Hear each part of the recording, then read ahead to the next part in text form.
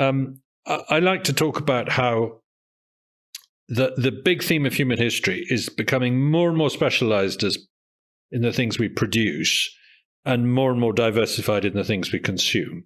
So you actually your jobs get narrower and narrower, more and more specialized, but your life gets richer and richer. Because you can consume, movies and exotic foods and all these different things. That's a great antithesis to the Marxist notion of alienation in labor, right? Because one of the things that's attractive about Marxism, and it's understandably attractive, there's two things, I think. One is the emphasis on the unpleasantness of inequality, but the other is the idea of alienation from the created product.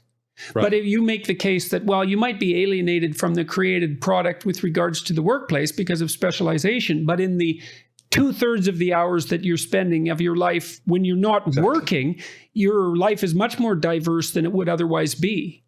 And I think that COVID has probably taught everyone that again, because we're so isolated now and stuck at home and facing the restriction of all these things that we took for granted, the wonderful restaurants And by the way, we do sort of go backwards with respect to specialization and exchange during bad recessions. So in the Depression, a lot of American families, found they were keeping a chicken and growing their own vegetables again. You start to do more for yourself and have less to consume overall.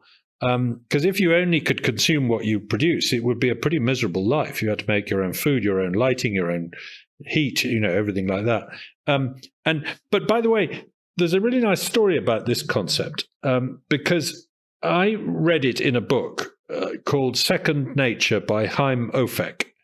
It's a beautiful book that I read around 20 years ago, and it's laid out this point very nicely that we've become more and more specialized in how we produce, but more and more diversified in how we consume. And I wrote to him and said, look, this is a fantastic idea. Can you tell me how you came up with the idea and where you got it from and how it developed? And he wrote back and said, I got it from your book, The Origins of Virtue.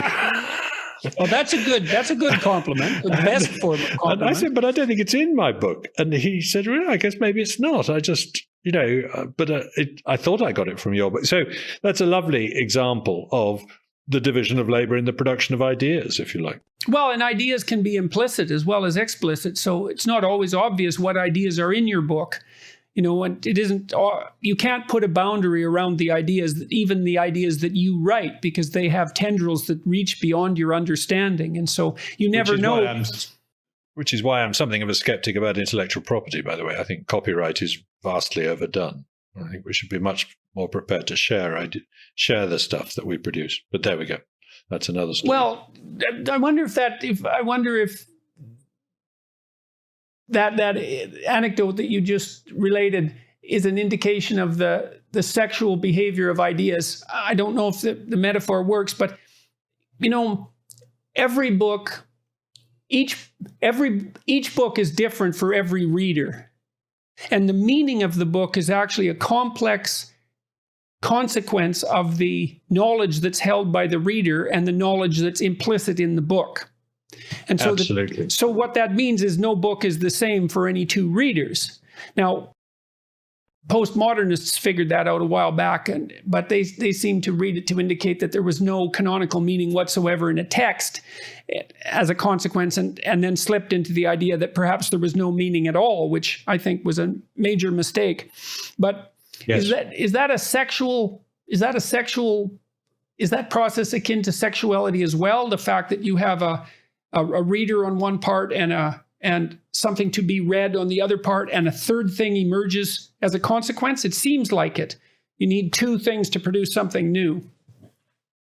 Yes, I think that is equivalent. I mean, we're talking books here, but if we were talking gadgets, it would be much more explicit. I love telling the story about how the pill camera was invented. It's something you swallow and it takes a film of your insides as it goes through. And it came about after a conversation over a garden fence in Boston between a gastroenterologist and a guided missile designer. That's a very good example of the generation of ideas at the border between two specializations. right? You wouldn't necessarily, you wonder too if there's if particularly robust ideas emerge as a consequence of people from very disparate disciplines talking. That would be... Well, there's in my latest book, I talk about a website called Innocentive, where you can post your problems. If you're a company that's got a technological problem you can't solve, you can post the problem and say, look, does anyone have a solution to this? And there are ways of rewarding people who answer, yes, I've got the answer for you. It's quite well set up. And a study of the successful solutions that have been provided on this website found that most of them had come from people completely outside the field. So it really was a case that you needed a fresh mind with a different training to look at the problem from a different direction. So I think all this goes to show that we are more than the sum of our parts. We operate in the cloud. Our ideas are, again, that lovely thing that Leonard Reed said, that, if you take a pencil, there are millions of people who contributed to making it because somebody had to cut down a tree and somebody had to grow coffee for the man who was cutting down the tree, and the wood had to go to the factory and so on. There's, incredible number of people involved in making the pencil. Not one of them knows how to make a pencil. There isn't a human being on the planet who knows how to make a pencil, because the person who knows how to work in a factory doesn't know how to cut down a tree, and so on. So the knowledge, the knowledge of how to run the human world sits in a cloud, and has done since long before the internet cloud was invented. It sits between brains, not within brains. Why do you